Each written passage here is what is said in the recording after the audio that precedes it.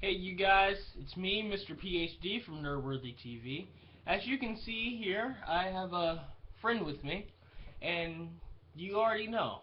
Tonight was the premiere of Gotham. Came on at eight on Fox 28. The show, I was not prepared for how good it was. I'm gonna give you some good critiques. I'm gonna give you some things I did not enjoy, and then I'm just gonna give you my final rating for it all. Remember, this is the first, I guess, installment of our fall winter season. So here it is, my review of Gotham. Um, let's start it. As far as character development goes, I feel like it was very, very good. I feel like it introduced a lot of characters, but I feel that it introduced them at a steady pace. There are a lot of characters that were pretty much the central focal point of the story. Jim Gordon, Penguin, um, Catwoman. So these are characters that we pretty much saw consistently. Um, as far as them kind of alluding to certain things like the Riddler, Poison Ivy, I think that the ratio to characters that they actually consistently used in the episode and characters that they just alluded to, this is who this person is, wink wink, to, all the diehard Batman fans, I thought was pretty good. Now my critiques are, I am a kind of comic book purist. I like my content, whether it be movies or TV shows, to be as close to the comic book as possible. Now, of course, I've had to scale this reasoning back a lot because you just can't condense years and years and decades of Batman material, especially into an hour show. I mean, they couldn't even do it in in that whole trilogy in three movies. So I wasn't expecting it to be super duper page for page accurate. I knew that they were going to take a different slant on it. I knew that they were going to take a different slant on Jim Gordon, especially Ben McKenzie, who plays Jim Gordon. Him being so young, I really liked how you kind of saw that, he's more of a hothead. He's not joyriding or anything like that, but you can see he's a lot more youthful. He has a lot more vigor. The thing that I really just did not like at all was the witnessing, that the fact that Catwoman witnessed Bruce's parents get shot. I thought was totally irrelevant. I thought that that was pretty much a waste of my time.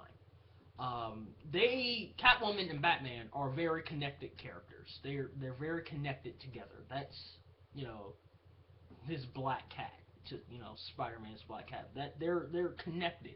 Don't get me wrong, but they're not that connected. They're not that close. They're not that intimate. I mean, he had a child with Talia al Ghul, so at one point they were a lot more closer than, Catwoman and Batman are. And the fact that she saw it, and I was like, that's stupid. Um, we get to see that Batman, Bruce Wayne, screams like a little girl. Alfred Pennyworth, his character development was pretty good. He's much more Scottish, um, which was pretty cool to see. He has much more of a military background.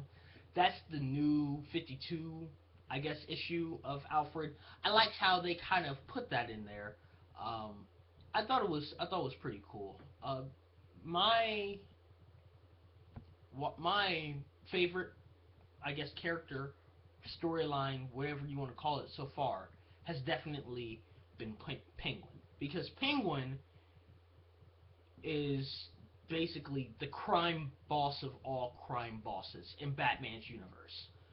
So seeing him start out as such a lowly ranking, I guess, foot soldier for another crime boss was really interesting to see, because he's such a dynamic character. I mean, he's the king of bosses. So to see him start out with such humble beginnings, I felt was really good, especially for the character development. Uh, Again, kind of going back to Catwoman, a little bit too animated. Didn't didn't really like that. Um, Edward Nigma, Riddler. I liked how he used riddles. He's always been that type of character. So if you saw that and like I brought out in a video a long time ago, just trying to introduce the characters that they were going to try to cameo in there, start telling the origins. He works for the Gotham Police Department. He's using riddles. I mean, if you're familiar with Batman at all, and you saw that, you're like, oh snap, that's Riddler. That's pretty cool. You know how they put that in there, which I thought was a really good development. That's one of those wink winks that were really, really strong. The other one was Poison Ivy. Um, Jada Pinkett Smith, whoever she is supposed to be. I know a lot about Batman. Batman is one of my favorite comic book characters, fictional characters. Probably my second or third favorite character in the entire DC universe. I don't know who Jada Pinkett Smith was supposed to be. I guess she was just supposed to be some random crime boss. I didn't know she was significant to the storyline at all. I honestly don't know.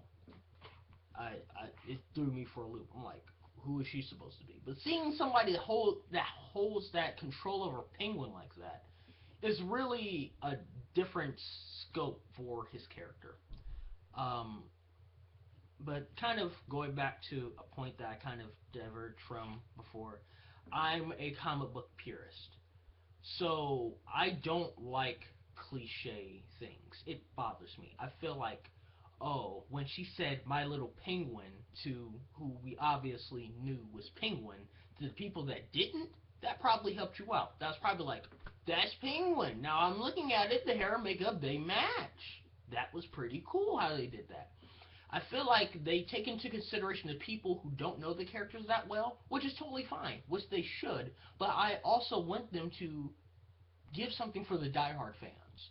If you're a diehard Batman fan and you're anything like me, and I know that there are millions of comic book purists out there who probably will agree with me or with me to a certain extent that they don't like cliche introductions. That was a perfect example of a cliche introduction. Now, I don't know if you saw what the episode was supposed to be next week when he's walking down the road and the guy's like, "Has anybody ever told you walk like a penguin?" That was good. I liked that because it didn't directly come out and say, "Hey, your name is Penguin. That is your fictional character name. That is your alter ego. You are Penguin." That's what it did with the "You are my little, you're my little penguin."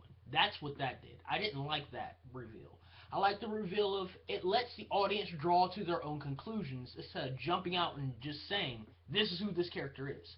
Let them think a little bit. It's not gonna kill them.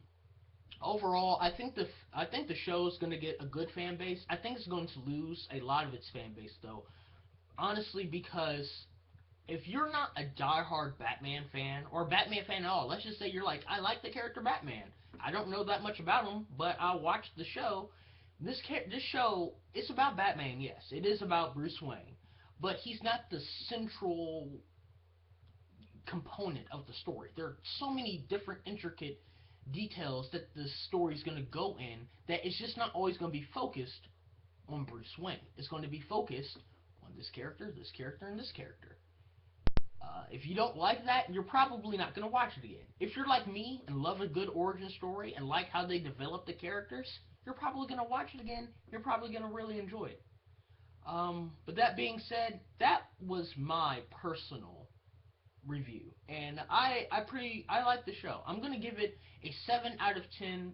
Only reason why I'm being so steep is because of my little pet peeve of the character introduction. Not saying that the show did anything wrong. That's just me. That's just my opinion. Some people like that. Some people don't. I'm one of those people who hates that. I feel like I'm being belittled. Some of you are probably like, it's not that serious, but that's just my opinion. You don't have to like it, you don't even have to agree with it. I'm pretty sure there are tons of you out there who don't, and I respect that. But that's just me. I'm giving it a 7 out of 10. Don't forget, later this week, Friday, Z Nation, I'm going to go through a review of that. And, before I go, what's your favorite Batman moment? And if you want, tell us, in that comment section how you would try to survive a zombie apocalypse. Just kind of throw some of those in there since we're approaching the new episode of Z Nation. And don't forget that next week, 8 o'clock, Fox 28's new episode of Gotham comes out. 2 new episodes of Big Bang Theory came out tonight. Heard they were pretty funny. I'm going to watch those later. But, till I see you guys next time, YouTube. So long. Take it easy.